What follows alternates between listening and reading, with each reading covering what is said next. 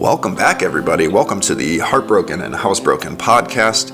My name is Spiro. In case you guys aren't familiar with me, I'm the host of the show. If you guys aren't already subscribed, we're 9 episodes in. Subscribe.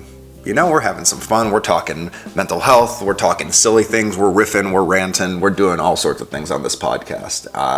Join the adventure because we're on one.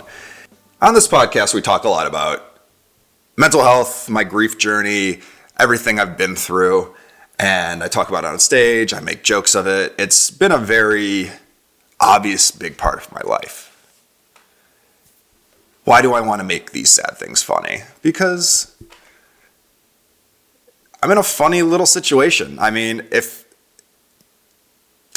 you try to look at it, it's just, when you're this young, you're not meant to be a widower. You know, you're not meant to watch someone pass away from cancer and then live your life after that. It's weird. It's complicated. So that's where I try to find the humor in it, where it's like, I'm like a fish out of water.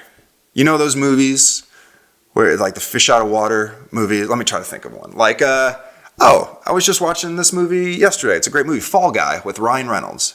He's a non-player character in a video game world who all of a sudden learns that he can feel and he can love.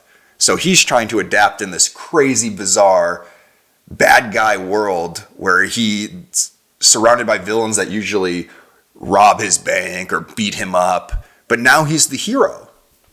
So he's learning all the complications on being the hero.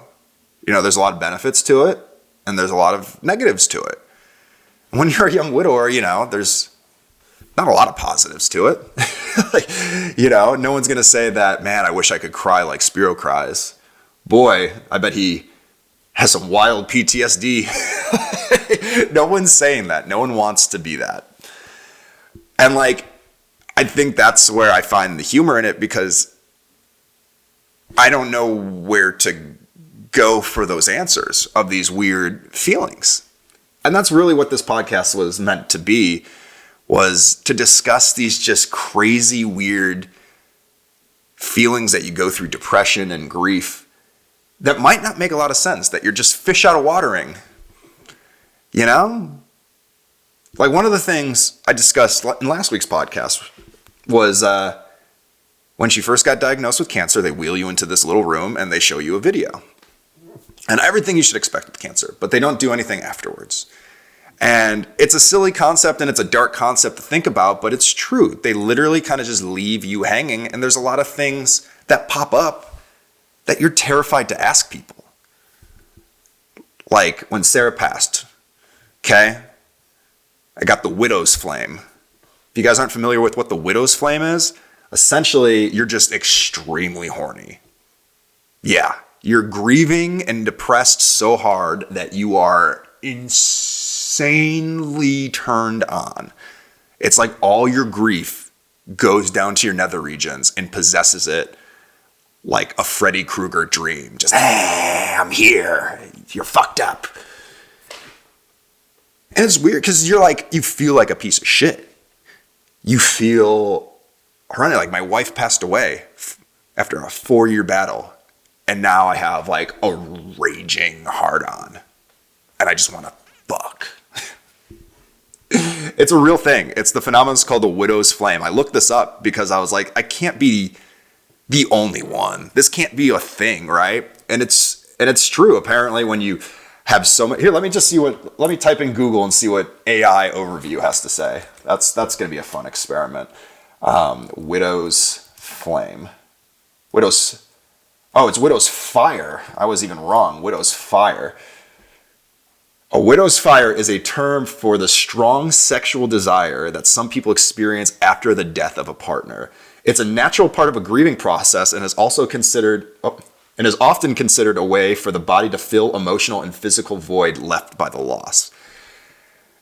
What causes there's even more information. What causes the widow's fire? Neurotransmitters. Dopamine and serotonin. Physiological response. The loss of a partner can shake a person's sense of self. Facts. Who am I? Sexual bereavement. Widows may feel a need to reconstruct their sexual identities, which to be honest with you, is insanely true. Love Sarah. We had a great physical, intimate relationship before she got sick. And then that took everything away immediately. Like 2 chemo treatments in, 2 weeks in, she's already going through chemopause, which is just a chemo-induced menopause. She was 31 years old going through chemopause, going through menopause. I'm 30, trying to figure it out. We couldn't be intimate. It was physically, we were unable to be intimate. And all the doctor told us, he didn't tell us that there was going to be this, intimacy removal. He literally was just like, don't get pregnant. It'll be a disaster. I'm like, why? Are we going to have like a Hulk baby? What's happening? Like, why will it be a disaster? Well, the radiation and the chemo makes some monster superhero baby. That's what I want. I want a superhero baby. But they tell you that, and then you realize for 4 years, like, you just can't be physically intimate. And there are other ways that you can do it. We found other ways where we can be intimate and feel a sense of connection, but the sexual aspect of it went away. So when it first happened, she passed and these things, I feel absolutely insane.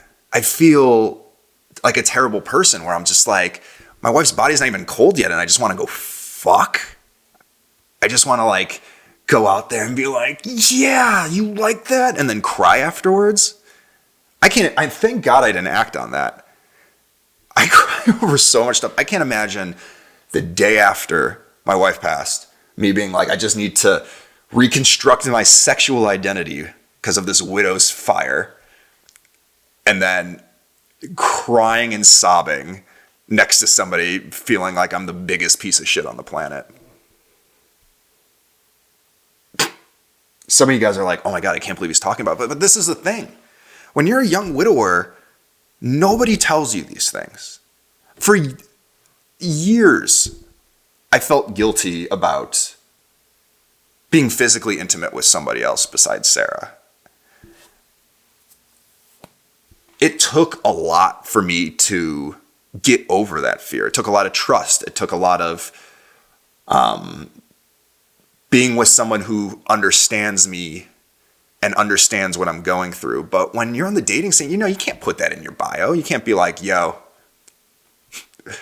it's new to Tinder, wife died, who wants some flopping and crying on top of them? Because this widow's got a fire that he's got to put out. Let me extinguish my fire on your naughty extinguisher. I don't know. It's a complicated feeling. And apparently, how can it be addressed? Let's see if it gives me ways to address. Join a community. Boring. Talk about this with other people. Lame. Start a podcast. Widows and widowers can explore intimacy when they feel ready, and there's no right or wrong time. I mean, that's not the greatest advice. There is no right or wrong time for your bona after your wife passes. I can see why people get prostitutes now. Like, I never was someone where I was like, I want a prostitute, but I can see why someone would. You would just want, it's like, I mean, it's better than a sex doll. I can't be crying in my room and having some plastic thing flopping on top of me. That's going to make me feel even worse. Like, I can't fuck my wife, so I'm going to fuck a shell of a plastic blow-up doll pretending it's her. Like, that's insane. I should probably be committed for these thoughts. If you guys haven't followed me already on social media, please do at Spiro and That Show, Instagram, TikTok, YouTube, Facebook, any social media platform I have at Spiro and That Show. That way you can get all the updates on my life, updated shows, all that good stuff.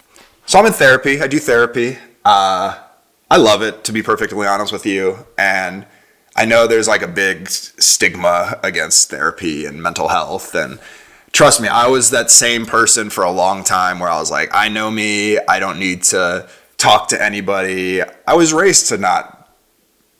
Why am I going to tell people my deepest, darkest secrets and they're strangers? Like, why would I do that? Why would I talk to people about how I'm feeling? Like, everything I'm feeling is normal. And then you realize a lot of what you're feeling is not normal. One thing I was good at before Sarah got sick was I was really good at trusting my gut. Like if somebody was treating me poorly, or if a situation wasn't a good situation for me, my gut would tell me and I would get out. That kind of goes aside when you go through PTSD, because you want a sense of community. You don't want to feel like you're running away from everything. So you put yourself sometimes in not great positions for a long time, and you just deal with it. And that's what's good about therapy, is they can talk you through it and they can help you make these connections for you to be able to correct or adjust to what's going on in your life. And I had it bad when I first started. I was extremely depressed. I had extreme PTSD, anxiety. Every day I literally could not sleep. I'd wake up screaming. I would wake up still thinking Sarah was there and that something happened. That's why I couldn't find her, that she fell somewhere. I'm waking up with these panic attacks and I have these visions, and God, like PTSD, literally, whatever you think it is, if you don't have it, like it's so oddly subtle and extreme at the same time. And I had a real hard time dealing with it. I still have a hard time dealing with it, but my therapist, I found her specifically because she practices EMDR. And if you guys aren't familiar what EMDR therapy is, it's this therapy called eye movement desensitization and reprocessing. It's wild. They give you these two little buzzers, you close your eyes, and they walk you through these traumatic memories. And I think I've done it 3 or 4 times. And the buzzes, they just buzz. It doesn't shock you, nothing like that. And they walk you through these memories, and I guess your eyes go a certain direction when you're recalling these memories. And when it gets to be too intense or too like at the front of your mind, these buzzers buzz a certain way, and it pushes it to the back of your mind, if that makes sense. So you don't forget about it. It's not like, eternal sunshine of the spotless mind where you're like, I've had this sad thing happen, I'm going to forget it. It's not like that at all. What it does is, instead of it feeling immediately in the present, like when I would wake up and think Sarah was still alive and that she wasn't in the bed next to me, so she must have fell and hurt herself, like stuff like that, it takes that response and makes it a little bit more distant in your brain so you can think it through a little bit more. You can process it a little bit more. And when I tell you, it's intense, man. I mean, I don't remember the sessions. I really don't. I don't remember what we talked about. I remember blacking out, essentially, and being covered in snot and tears and being physically sore for days on end. Days on end. I would be like, my body would contract. And I was like, I don't know if I want to keep doing this. This isn't helping me. But then you realize that these PTSD episodes, they never go away, but they become a little bit more manageable. So instead of being down for 3 days in depression, 4 days in depression, maybe a couple hours now, I'm able to talk myself out of this hole. It's like quicksand. EMDR is like assisting you with quicksand. The more you try to move, the more you go down in quicksand. This is your flop back to get out. And I highly recommend it. If anyone has trouble with their PTSD, I think it put me on the right path. Like, I was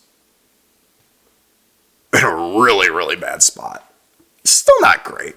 But again, at least now I don't feel like it's immediately happening. I don't feel like I need to respond with a straight fight or flight response.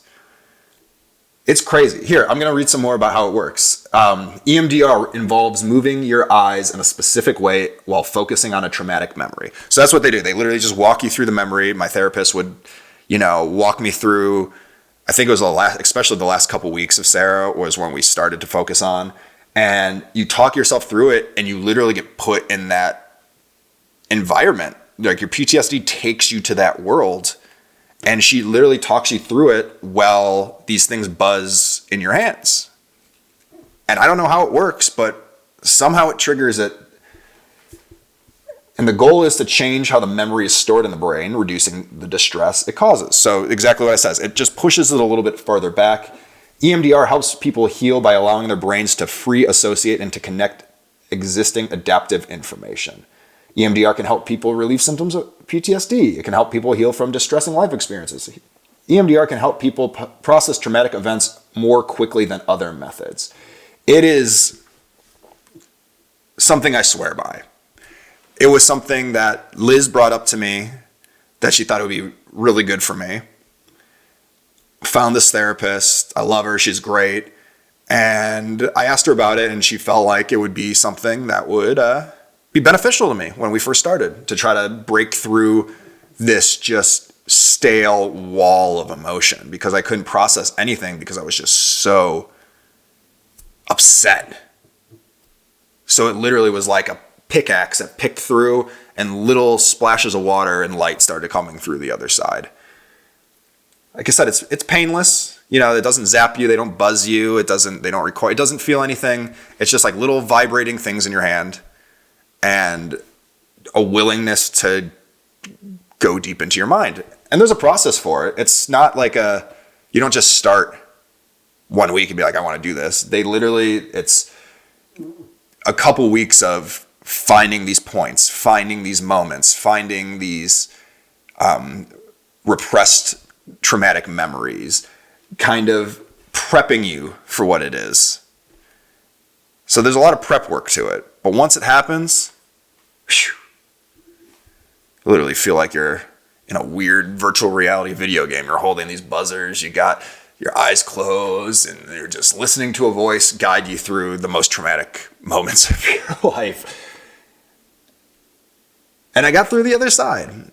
And still a lot of PTSD, still a lot of things that happen that I work through, but this has at least made it easier to go through. Just like a knee brace on your knee, you know, if you have surgery. Is the knee brace going to fix your torn MCL, ACL? No, but it's going to keep it stable so you can function properly. There's going to be some pain. There's going to be some soreness. There's going to be some, setbacks. But for the most part, it keeps you stable. It keeps you bopping along. It keeps you living the life as normal as you can go. And I'm grateful for it. So again, if you guys are interested, it's called EMDR therapy. Ask your therapist about it, or you can just Google therapists near you that specialize in that. And that about does it for today's episode of the Heartbroken and Housebroken podcast. Again, hit subscribe, follow me on social media if you haven't. If you guys have any questions or want to see me riff or rant on anything, just throw it in the comment section. I'm always peeping in the comment section. Whatever you guys want to hear about me, I'm happy to talk about mental health, comedy, you name it, I'll discuss it. With that being said, guys, I really appreciate you tuning in, and we'll see you next week. Thank you so much for watching.